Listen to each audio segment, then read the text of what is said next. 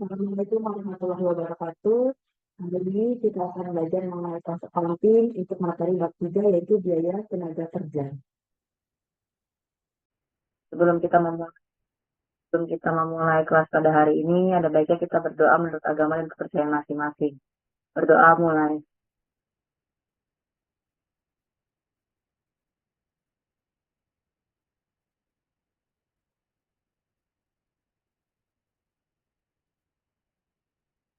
Ini adalah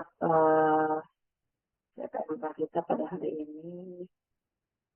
Intinya teman-teman harus mengetahui terkait biaya tenaga kerja. Kita bisa menjurnal terkait biaya tenaga kerja, teman-teman. Nah, di sini ada definisi biaya tenaga kerja. Kan kemarin kita udah belajar biaya bahan baku. Kita juga kemarin udah belajar terkait biaya-biaya yang akan dimasukkan ke dalam HPP itu ataukah yang metode full costing atau variable costing di pertemuan yang pertama.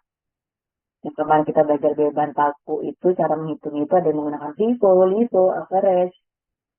Itu rata-rata teman-teman kayaknya udah pada bisa juga ya kemarin dengerin. Ini kan lagi pengulangan kembali ya. Sebenarnya saya pengennya karena langsung sebanyak latihan soal aja sih teman-teman. Untuk saat ini kita akan membahas mengenai definisi biaya tenaga kerja. Tenaga kerja merupakan usaha fisik atau mental yang dikeluarkan karyawan untuk mengolah produk. Biaya tenaga kerja adalah harga yang dibebankan untuk penggunaan tenaga kerja manusia tersebut. Akuntansi biaya membedakan biaya tenaga kerja menjadi gaji dan upah, premi lembur, dan biaya lain-lain. Jadi biaya tenaga kerja ini maksudnya ke biaya overhead pabrik ya teman-teman, tapi tergantung dari perusahaan. Bisa juga dia masuk ke biaya yang memang biaya tenaga kerja sendiri ada jurnalnya gitu. Untuk penggolongan biaya dan kegiatan tenaga kerja dibagi menjadi 4. Itu ada menurut fungsi pokok dalam organisasi perusahaan, menurut kegiatan departemen dalam perusahaan, menurut jenis pekerjaannya, dan menurut hubungannya dengan produk. Nah, sedangkan yang pertama itu adalah menurut fungsi pokok dalam organisasi perusahaan. Di mana dari suatu perusahaan itu sendiri ya, kalau perusahaan manufaktur ya teman-teman pasti dia akan melakukan produksi, pemasaran, dan administrasi. Nah, untuk biaya produksi ini kan termasuknya di dalamnya untuk HPP ya teman-teman. Nah, biaya pemasaran ini, balik lagi tadi kita bahas kalau yang pertama, ada biaya pemasaran yang memang masuk nih ke dalam HPP, ada juga biaya pemasaran tidak masuk dalam HPP gitu. Misalkan sebagai contoh, di salah satu perusahaan di Pulau Gadung, katakanlah dia beroperasi di bidang trader dan properti. Ketika dia menjual produk, sales atau marketing, itu ada biaya fee namanya teman-teman. Biaya fee-nya itu sebesar 1% dari produk. Katakanlah produknya 3 juta. Ada biaya fee sales 1%. Nah itu tuh ada yang dimasukkan 1% biaya dari sales melakukan penjualan itu dimasukkan ke dalam HPP. Tapi ada juga yang dimasukkan sebagai biaya pemasaran di dalamnya. Jadi dia tidak termasuk dalam HPP. Kalau dia termasuk dalam HPP, berarti dia pakai metode full costing. Ini saya sedikit review bab 1 ya. Jadi kalau dia tidak masuk ke dalam HPP, itu dia dimasuk ke dalam biaya pemasaran, itu namanya adalah variable costing. Tuh. Dan penggolongan dan pembedaan antara tenaga kerja pabrik dan non pabrik. Sebenarnya non pabrik ini bisa jadi kita pakai tenaga lapas ya teman-teman. Yang suka ada tuh tenaga yang memang pabriknya sudah terlalu banyak ada orang, sehingga dia pakai tenaga lapas. Nah, pembagian ini bertujuan untuk membedakan nih biaya tenaga kerja yang merupakan unsur harga pokok produk dan dari biaya tenaga kerja dan non pabrik yang bukan merupakan unsur harga pokok produksi melainkan merupakan unsur biaya usaha.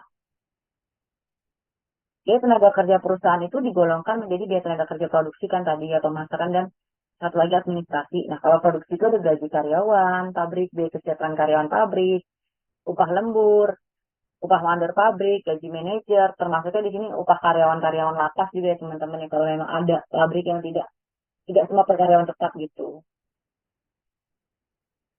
Ada biaya tenaga kerja pemasaran yang terdiri dari upah karyawan pemasaran.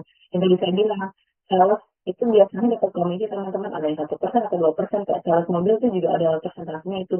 Nah itu ada yang masuk ke biaya tenaga kerja pemasaran, ada yang masuk ke dalam HPP, tapi rata-rata orang pada masuknya ke dalam biaya tenaga kerja pemasaran. Jadi ada karyawan pemasaran, ada komisi, niaga, komisi sales, salesnya seperti itu. Kalau teman-teman masuk ke toko tuh ya, kan ada SPMS kayak gitu ya. Nah, yang jaga itu juga toko itu juga ada komisinya teman-teman presentasinya. Kalau di tempat saya itu misalkan dia klaim katakanlah 10 dari presentasi dia jual barang 1 miliar. Dia dapat presentasinya itu sebesar 0,5%. 0,5% itu dia tuh benar-benar barang yang real dia jual dari toko tersebut. Memang barang-barang produk kita gitu. Makanya sehingga ketika dia memasarkan itu dia dapat tambahan komisi. Nah itu biasanya masuk biaya komisi pramuniaga. Jadi ada pemasaran rata-rata orang-orang marketing itu besarnya itu pendapatannya dari presentasi dari dia mendapatkan penjualan yang telah dia lakukan gitu. Makanya dia kan tergantung banget sama target dan pendapatannya mereka. Gitu.